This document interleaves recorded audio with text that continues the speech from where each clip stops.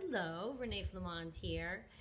You guys, one of the things that we all have experienced, and the topic, good luck in me finding a concise title for this, but the topic is the narcissist will use your overdue reaction to their consistent bullying as evidence that you're nuts, to support their smearing of you to your people or any new people they encounter.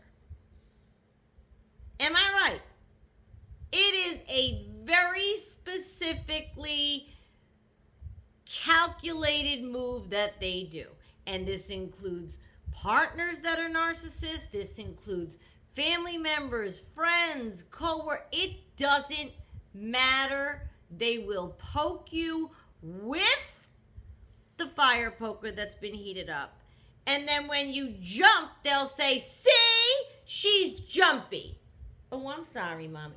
She's jumpy.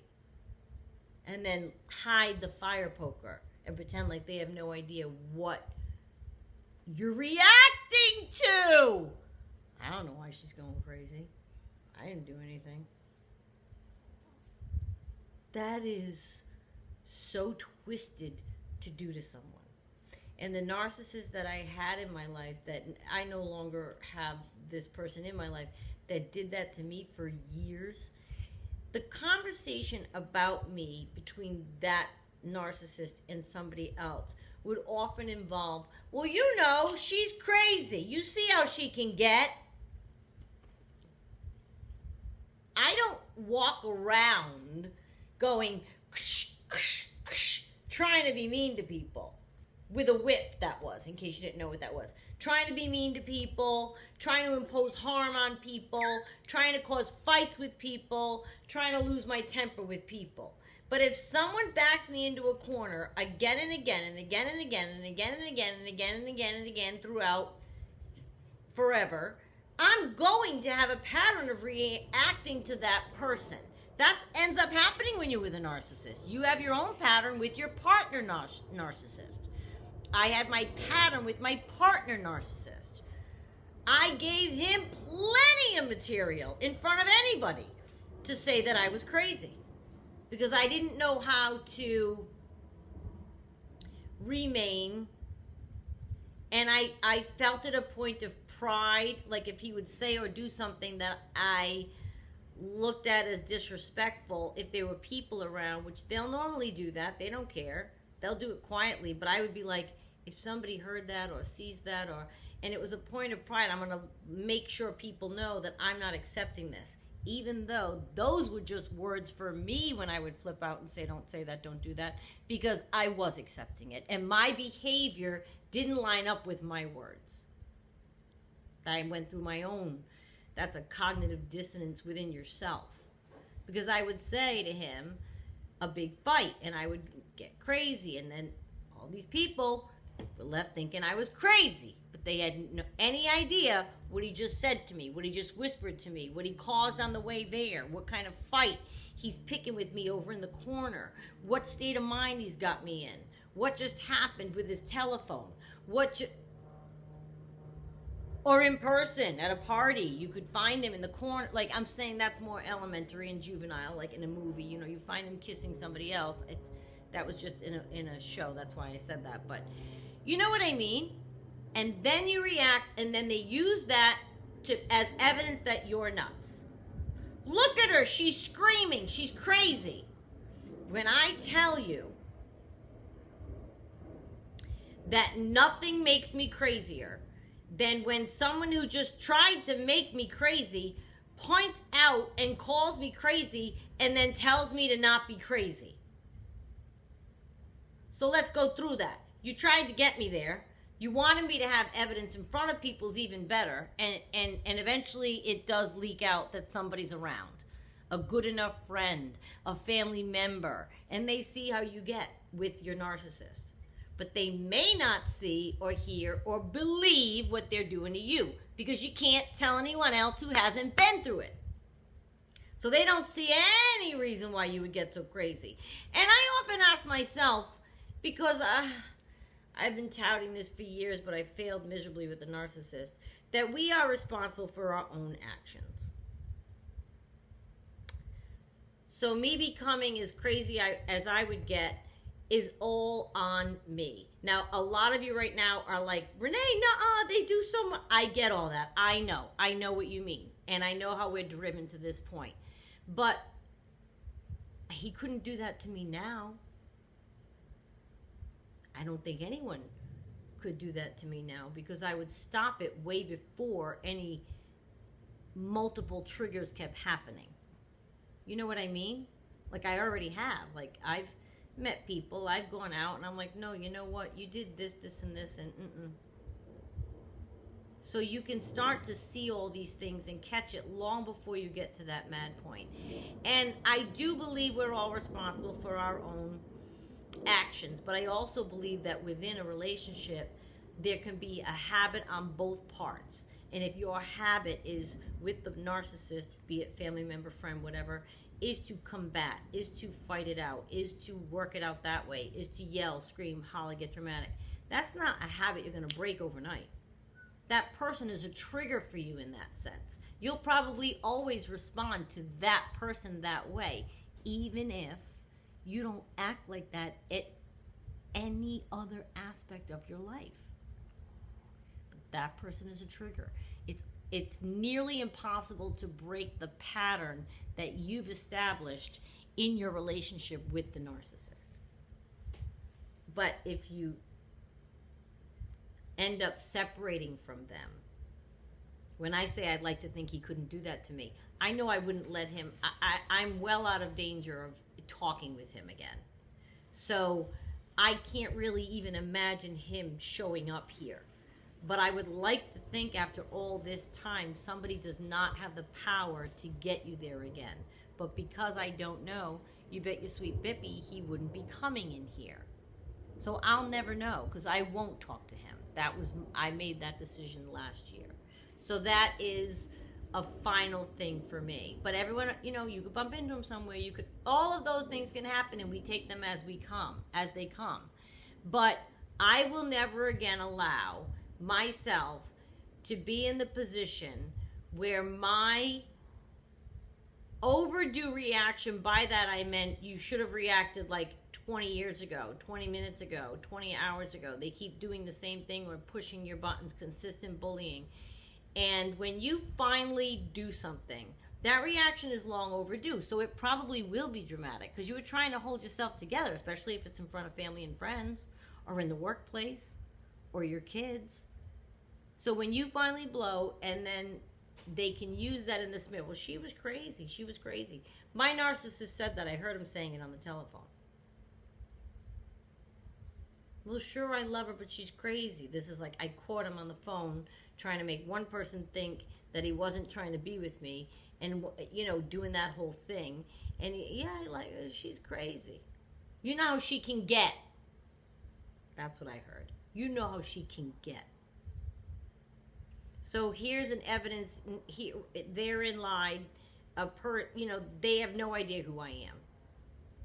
The person to whom he said that. No idea who I am. They think I'm just some crazy person that the narcissist now, he has plenty of evidence because he created it so that these people saw you that way.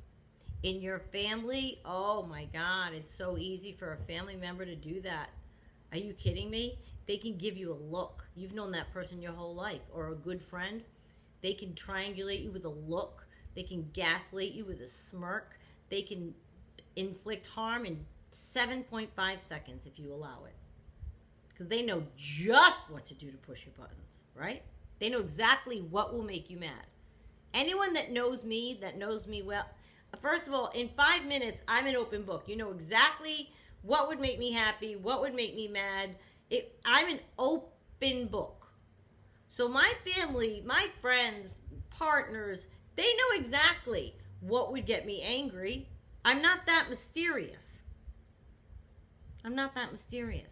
And that sneaky little manipulative tactic where they do something mean or horrible or rotten and nobody else is around, and then they really act like they didn't do anything. But you carry that meanness with you. And you're not trying to be gossipy when you try to say to somebody, again, I'm thinking of family, friends, coworker, it doesn't matter. But when you say to somebody, you're looking for a co-pay, but you don't understand what they said to me. You don't know what they said last night in the boardroom when Dad wasn't looking. You know what I mean? There's not any amount of words I could possibly use to express the frustration involved when it's in private and they do things to you or behind the backs of people. And then, of course, they're going to deny it. These people lie about everything. They'll do something. They'll step on your foot, leave the room, act like they don't know what fell on your foot. That's a metaphor, but you know what I mean? Absolutely, they'll lie about it. And then you look crazy because now you're getting incensed that they're lying. So your reaction is already elevated because now you're screaming your plight. And then the other people are like watching the narcissist stay calm, has no idea what happened. It's between the two of you is all they can say, which is really what you would say. His, hers, and the truth. There's three sides to everything. They're not going to believe or hers the truth or his the truth because it doesn't matter what relationship this is or if it's a relationship or not. This can happen with a narcissist on purpose. So, you brought me here to this state on purpose. You said and did every single thing that you know is a trigger. I tried to remain. I did successfully remain. So you pushed further and pushed further. Then I finally blow, and you have the nerve to point your finger and say, see? I mean, it kills me. They do it all the time, and I know you know what I mean. No, nope, no way. That, to me, is one of the most manipulative tactics these narcissists use. And it involves all of it. It involves the smear campaign. It involves them being horrible. It involves your reaction to them. And again, I said we're responsible for our reactions. And what I mean by that is going forward, I'm going to try to employ tactics that make me not get to that point. A lot of which will be that person's not worth it. Like, I look back and think, why did I get so upset over that? Over him? Right? But if I take my time getting to anywhere with anyone, I'd like to think by the time I'm anywhere near any kind of conversation or instance that could lead to such intimacy, because fighting like that is an intimate thing. You have to be involved with somebody. I hope by that point I know that that's not someone who's going to put me there. That's what I hope, because that's not hard work in a relationship is not what they mean when they talk about this kind of thing. Because I don't want anyone going away saying, well, you know what, everybody's work, so I'd have a whole set of new problems with a different person. True, but these are dysfunctional, non-changing, can't make these better problems. This isn't going to fix itself. This is a behavior they do. They like this because it keeps people on their side when they need those flying monkeys later to go on their side when they're smearing you. You know how she could get. I know you saw that night. Look how crazy she got. I didn't do anything. You saw me. I was by the bar. She thinks I'm over there in the hot tub with that guy. I didn't do anything. Or whatever. And they think you don't realize what happened. And for years, I don't think I did realize with the narcissists I may have had in my life. But I'm onto that now. I'm onto it. And that is what I mean when I say you can channel and be more responsible for how you react when you're onto them. You can respond and you can instead respond with, I know what you're doing, I'm not engaging. And leave their presence. If it's someone in your family or you can't get rid of them, they're in your life, you can leave, go in the next room. I'm not engaging. I recognize what you're doing and I'm not engaging. It's very poignant because they will try to poke at you and trigger you, and some of them just trying to pick a fight with you. If you know a narcissist like that, again, friend, family, workplace, partner, doesn't matter. Think the grand scope of your life. There are people that do this.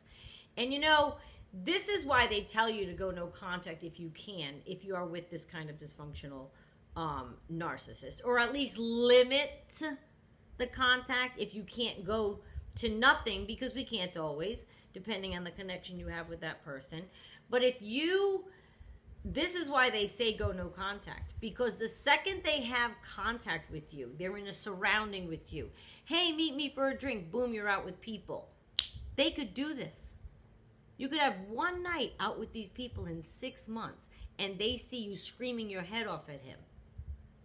Or they see you guys fighting, or you being angry, or not being vivacious, or not being your fun-loving self, because he just is saying things on the left side of you that's making you miserable, and this couple to the right of you that you're supposed to all be with have no idea why you're so off tonight. It's like, that's not even worth it. Like, why even bother going? Why even bother being there for them to give them new material? Because that's what we're doing. Every time they're in our company, they can manufacture that to happen as quickly as they feel like it happening. Get you to the point that you're aggravated. They know exactly what to do. You might be in the company of people that they want to see this side of you. They haven't yet. They're trying to tell new people how crazy you are, and they don't believe, right? Or the people that I'm saying, they're newly trying to get them on, and they can't believe it. Oh yeah? Watch this. They can manufacture that in 2 seconds. Don't think that's not beyond them. We talked about how far they'll go. You don't think that they plan a night out and let you display your temper in front of people so that they can garner that person's support? How hard is that to do? It's not hard at all. Half the time my narcissist did that to me, the relationship narcissist, half the time he did it, it was at parties, and it was definitely purposeful. Definitely.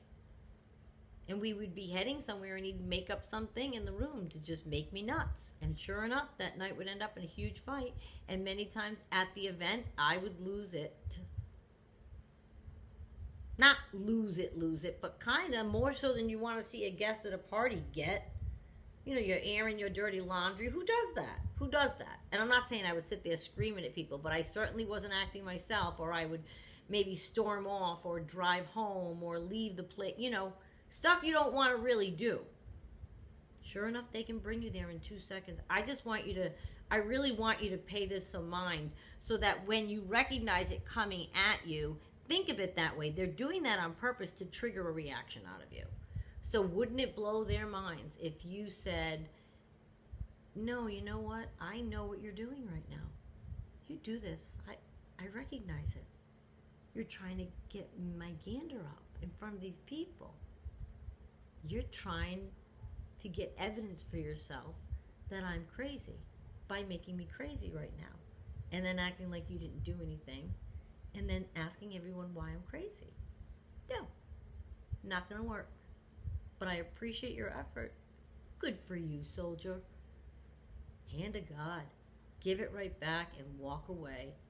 There's no way. And like I said, who knows what the title of this video will end up, because that is a long sentence, the subject that this is. But I want you to keep it in mind that they will use your overdue reaction. I'm going to say the exact sentence again. Your overdue reaction to their consistent bullying as evidence that you're nuts, to support their smearing of you to new people and people that are already in your life. I just wanted you to know that. That's it. Please go ahead and hit sub, like, and share, and I'll see you next time.